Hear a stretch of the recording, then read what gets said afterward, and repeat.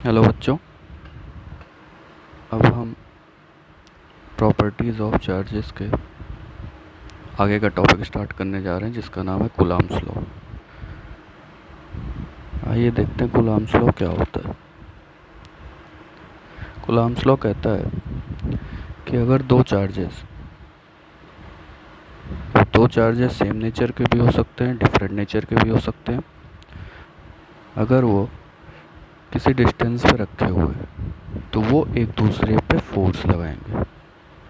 जैसा हमने पढ़ा था प्रॉपर्टीज़ ऑफ चार्जेस में कि सेम नेचर के चार्जेस एक दूसरे पे रिपल्सिव फोर्स लगाते हैं, एक दूसरे को वो क्या करते हैं, रिपेल करते हैं। तो जैसे यहाँ पे रखा हुआ है प्लस क्यू और यहाँ पे भी एक चार्ज रखा हुआ है प्लस क्यू, तो ये वाला चार्ज इस वाले चार्ज पे रिपल्सिव फोर्स लगाएगा जिसकी डायरेक्शन ये, मतलब ये चार्जेस एक दूसरे पे ऐसा फोर्स लगाएंगे जो इन दोनों को एक दूसरे के अपोजिट डायरेक्शन में पुश करेगा। ये वाला चार्ज इसके ऊपर कैसा फोर्स लाएगा, रिपल्सिव फोर्स, जो कि इसको इधर की तरफ पुश करेगा। और इन दोनों के फोर्सेस के magnitude F21 and F12। F21 का मतलब क्या हुआ, force on 2 due to 1, and F12 का मतलब हुआ फोर्स ऑन 1 ड्यू टू 2। मतलब फर्स्ट चार्ज पे लगने वाला force due to 2 is equals to second charge पे लगने वाला फोर्स ड्यू टू 1। इन दोनों का मैग्नीट्यूड ऑलवेज इक्वल होगा। डायरेक्शंस अपोजिट में होंगे लेकिन मैग्नीट्यूड इक्वल होगा।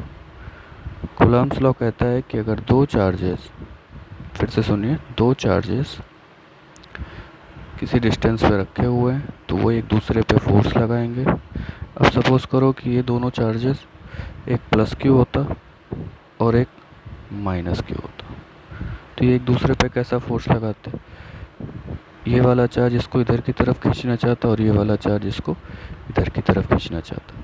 मैग्नीट्यूड सेम होता, मैग्नीट्यूड सेम होगा, बट डायरेक्शन इज अपोजिट।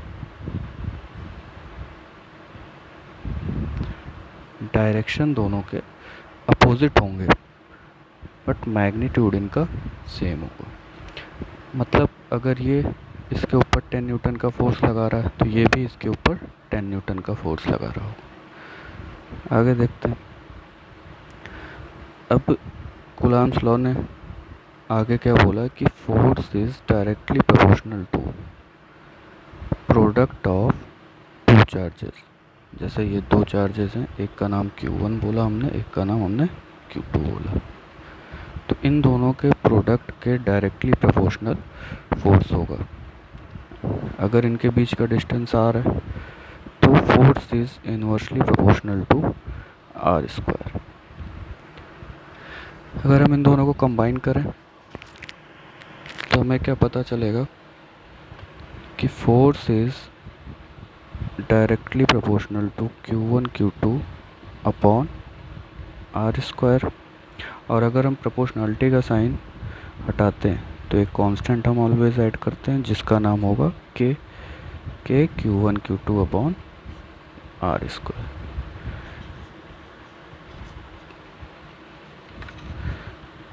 हम देखते हैं k क्या है। k है हमारे पास, इसको हम कई नामों से जानते हैं, इलेक्ट्रोस्टैटिक कांस्टेंट भी बोलते हैं हम इसे, इसकी वैल्यू होती है, k की वैल्यू होती है 9 इंटू 10⁻⁹। अगर हमें k की यूनिट निकालनी है, k की यूनिट क्या होगी हम देखते हैं। k इक्वल्स टू क्या हो जाएगा, F R square upon Q1 Q2। Force f की यूनिट क्या होगी, न्यूटन, r डिस्टेंस है, डिस्टेंस की यूनिट होती है metre square, upon Q1 Q2 मतलब चार्जेस, चार्ज की यूनिट हमने पिछले लेक्चर में देखा था, होता है क्या, कूलम्ब स्क्वायर। तो k की यूनिट क्या हो जाएगी, newton metre square upon coulomb square. k की एक और वैल्यू होती है, जो कि हम देखते हैं k की वैल्यू और क्या होती है, k को हम लिखते हैं k equals to 1/4 pi epsilon naught. इसमें 4 पाई में तो कोई दिक्कत नहीं है, ये तीनों चीज़ें कांस्टेंट है। एप्सिलॉन नॉट क्या होता है, एप्सिलॉन नॉट होता है permittivity of free space, permittivity of free space, और इसकी वैल्यू होती है 8.85 इंटू 10⁻⁻12। ये इसकी वैल्यू होती है। अगर हम इस वैल्यू को यहाँ पुट करके सॉल्व करें तो हमारी वैल्यू कौन सी आएगी, 9 इंटू 10⁻⁹। तो कूलम्ब्स लॉ के बारे में और कई सारे बातें हम देखते हैं क्या होती हैं। एक तो जैसे कि एक नेक्स्ट पॉइंट हम समझते हैं कि अगर दो चार्जेस रखे हुए हैं किसी भी डिस्टेंस पे, तो ये एक दूसरे पे फोर्स, दो चार्जेस अगर किसी डिस्टेंस पे रखे हुए हैं तो ये एक दूसरे पे फोर्स अलोंग द एक्सिस ही लगाएंगे, along the axis. Force always acts along the axis and along the line joining.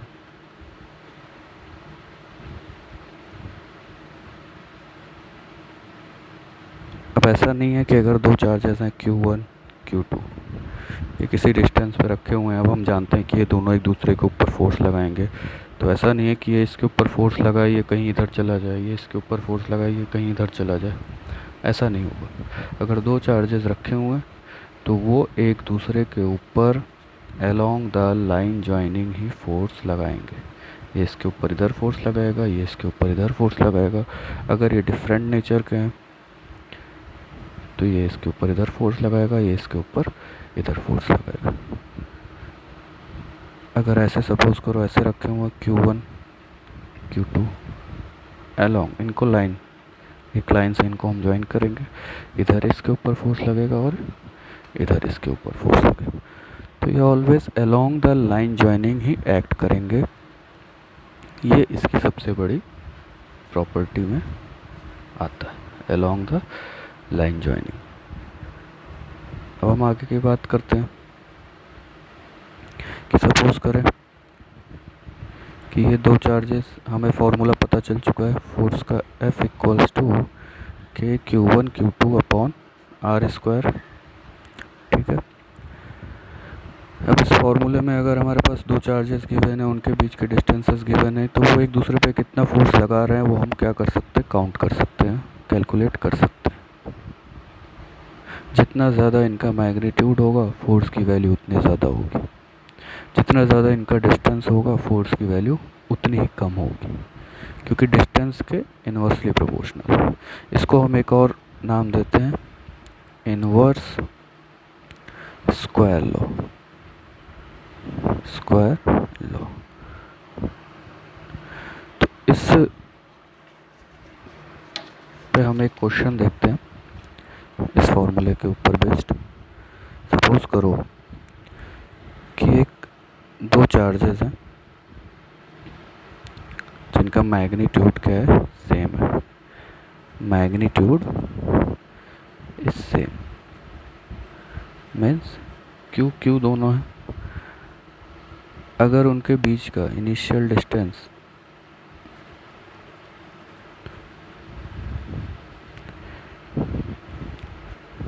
is R, initial distance is R, then the force is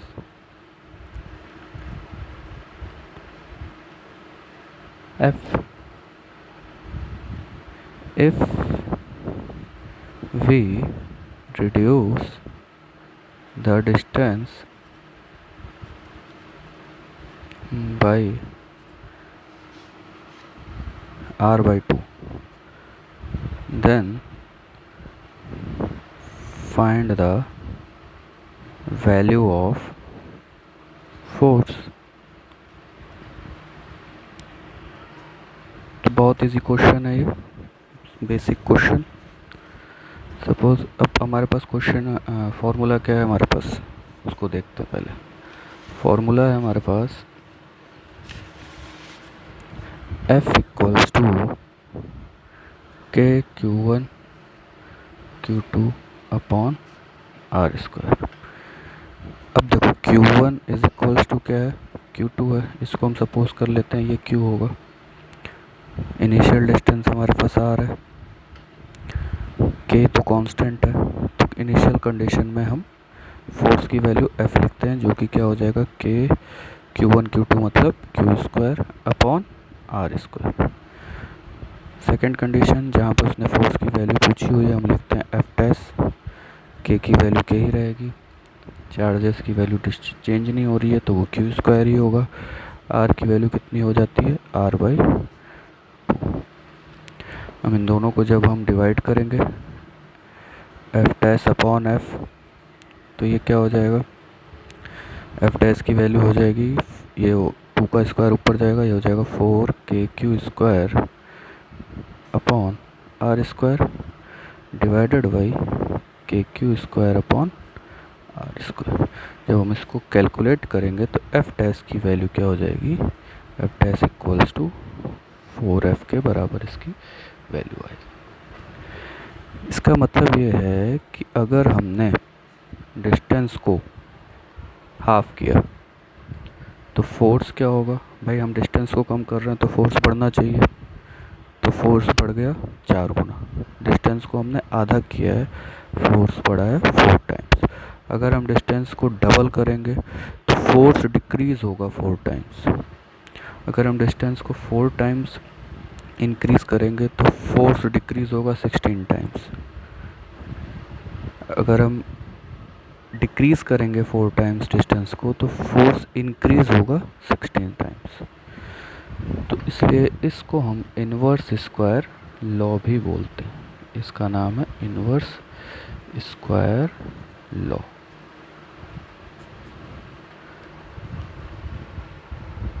force